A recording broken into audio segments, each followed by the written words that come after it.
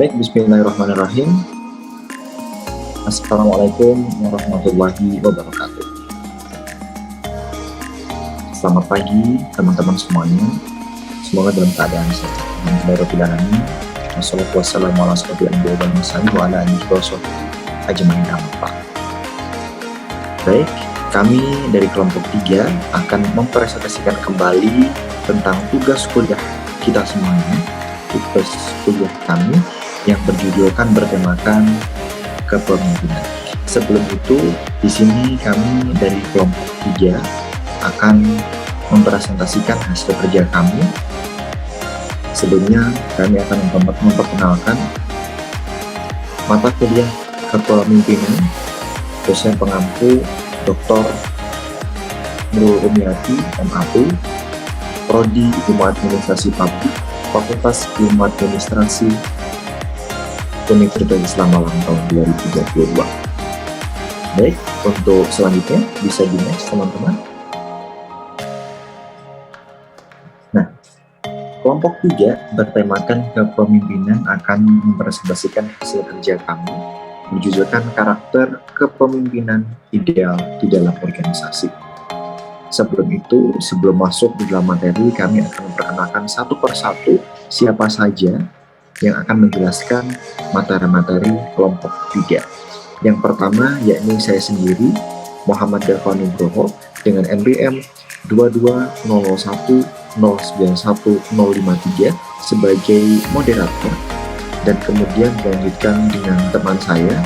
Silakan berkenalan teman-teman.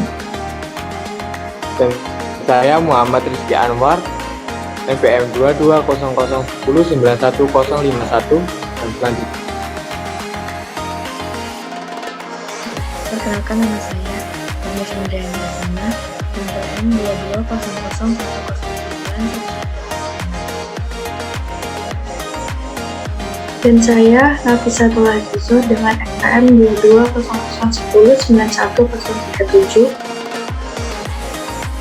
Dan saya Airi Maturiza, NPM 2201010910068. Dan selanjutnya akan saya jelaskan terlebih dahulu mengenai materi karakter kepemimpinan ideal di dalam organisasi. Bisa di next teman-teman sekalian. Baik. Jadi pertama adalah sebuah kepemimpinan itu mempunyai karakter. Karakter akan memungkinkan untuk timbulnya kepercayaan, sedangkan kepercayaan itu memungkinkan akan tampilnya kepemimpinan. Seperti dalam literatur kemiliteran, dikenal dengan penelanan pentingnya karakter. Dikutip dari bahasa Inggris, karakter is a potent combination of strategy and character. But if you must be without one, be without strategy. Jadi, jelaslah bahwa karakter dan kredibilitas kepemimpinan merupakan dua hal yang terikat satu sama lain. Ingat ya teman-teman, bahwasannya karakter dan kredibilitas seorang kepemimpinan merupakan dua hal yang terikat satu dengan yang lainnya. Bisa di next slide. Baik, seorang pemimpin harus dapat melakukan sesuatu bagi anggotanya.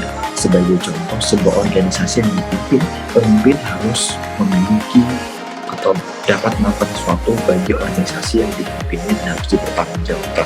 Sebagaimana menurut Suasana tahun 2002, peranan pemimpin di dalam organisasi ada banyak. Nah, di sini saya akan menjelaskan ada beberapa saja peranan penting yang digarap oleh pemimpin dalam suatu organisasi. Pertama, pemimpin harus membantu kelompok dalam mencapai tujuan. Nah, mengapa pemimpin harus memiliki tujuan yang jelas? Di dalam suatu kepemimpinan organisasi, pemimpin harus memiliki tujuan yang jelas agar anggota dapat bekerjasama dengan pemimpin agar bisa mencapai tujuan bersama dan tujuan tersebut bisa sukses. Nah, kemudian pemimpin memungkinkan para anggotanya untuk memenuhi kebutuhan. Bukan hanya itu, pemimpin juga harus mewujudkan nilai suatu kelompok. Nah, bukan hanya itu saja, pemimpin merupakan pilihan anggota kelompok yang harus mewakili pendapat mereka dalam interaksi dengan pemimpin kelompok lain. Pasti di suatu organisasi, satu dengan yang lainnya memiliki pemimpin yang berbeda-beda. Maka dari itu, suatu organisasi mempunyai pemimpin yang harus merupakan pilihan yang memang ditugaskan untuk mewakili pendapat mereka nantinya pada saat voting di organisasi lainnya. Dan bukan hanya itu, pemimpin juga merupakan seorang fasilitator yang dapat menyelesaikan konflik kelompok. Suatu organisasi pasti tidak asing dengan yang namanya dengan masalah. Pasti dalam yang dinamakan organisasi pasti ada namanya masalah. Maka dari itu, seorang pemimpin juga harus bisa menjadi seorang fasilitator yang bisa menyelesaikan konflik. Bukan hanya seorang pemimpin, seorang anggota juga harus dapat bekerja sama dengan pemimpinnya. Baik, bisa dilanjutkan dengan teman saya untuk slide selanjutnya. Silahkan. Ini teman saya. Selanjutnya, karakter kepemimpinan ideal. Pemimpin yang ideal adalah pemimpin yang berani berinisiatif jika dihadapkan dengan suatu masalah. Inisiatif diri jelas dibutuhkan oleh seorang pemimpin demi terciptanya solusi yang bersifat nyata dan menjanjikan. Kepemimpinan dapat dipandang sebagai suatu instrumen dalam upaya mempengaruhi dan mengendalikan orang atau sekelompok orang agar mau bekerja sama dalam mencapai tujuan tertentu. Selain itu juga kepemimpinan sangat diperlukan dalam menggerakkan aktivitas suatu organisasi. Jadi, kepemimpinan ini merupakan salah satu faktor penentuan dan terpenting dalam suatu organisasi. Suatu organisasi akan jalan dengan baik apabila kepemimpinan mempunyai rasa tanggung jawab yang tinggi. Manusia adalah makhluk sosial yang menjadi pemimpin bagi dirinya sendiri dan menjadi pemimpin bagi orang lain. Jadi pemimpin berarti menjadi seseorang yang memiliki tanggung jawab lebih dalam hidup. Bisa next.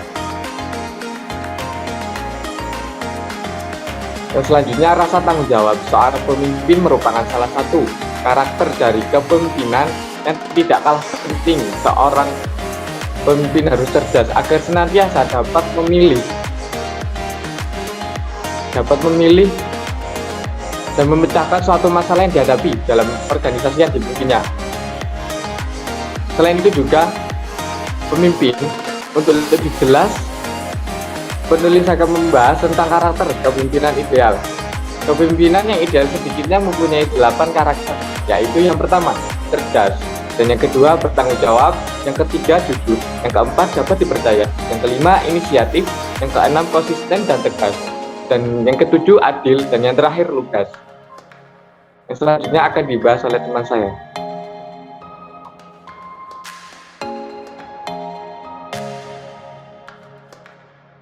Baik, di sini saya akan menjelaskan kepemimpinan dan manajemen. Dalam menjalankan prosesnya, kepemimpinan itu serupa dengan manajemen dalam segala hal. Namun, di sisi lain, ada juga perbedaan dengan manajemen. Dalam hal serupa, proses kepemimpinan mencakup kerjasama dengan orang lain, begitu juga dengan manajemen. Selain itu, kepemimpinan peduli akan pencapaian tujuan yang efektif, demikian juga dengan manajemen.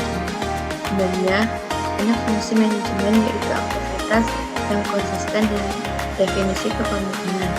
Manajemen yang telah disinggung sebelumnya adalah fungsi umum kepemimpinan. Sebagai fungsi umum, manajemen menjelaskan mengenai aspek substansial dan praktis kepemimpinan yang berhubungan dengan pelaksanaan kepemimpinan secara nyata atau aktual. Dalam kaitan ini, manajemen dapat disebut sebagai seni manajemen kepemimpinan.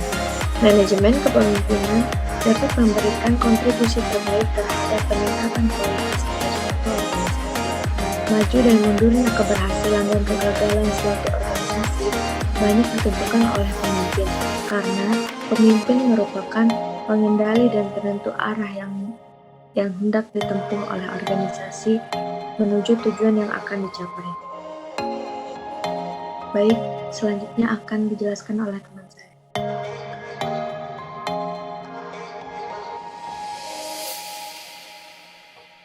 Baik, saya akan menjelaskan tentang organisasi, kebersamaan, dan keberhasilan. Suatu pekerjaan akan selesai jika semua orang ataupun kelompok orang saling bekerja sama dalam suatu tempat tertentu.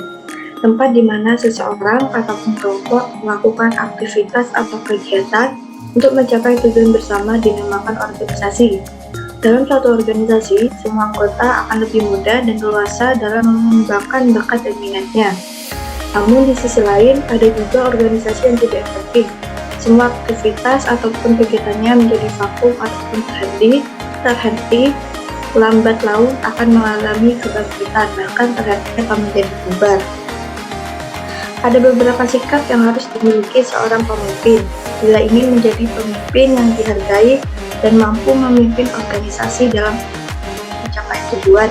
Salah satunya adalah tindakan yang aktif. Seorang pemimpin sangat penting memiliki sikap yang kuat dan dapat dipercaya, karena seorang pemimpin harus memimpin para pengikutnya. Kepemimpinan di dalam organisasi harus berlangsung efektif, yang mana dapat memberikan bimbingan dan arahan yang baik kepada para pengikutnya menuju arah yang benar guna mencapai tujuan bersama yang diinginkan. Next slide selanjutnya. Organisasi yang demikian dinamakan organisasi yang tidak sehat. Organisasi yang efektif akan membawa kemajuan dan keberhasilan karena didukung oleh struktur organisasi yang efektif. Untuk lebih efektif dan efisien mengenai struktur organisasi terdapat beberapa tahapan sebagai berikut. Yakni yang pertama ada pembagian kerja, yang kedua departementalisasi, yang ketiga distribusi otoritas, lalu yang terakhir koordinasi. Next selanjutnya akan dibacakan teman saya.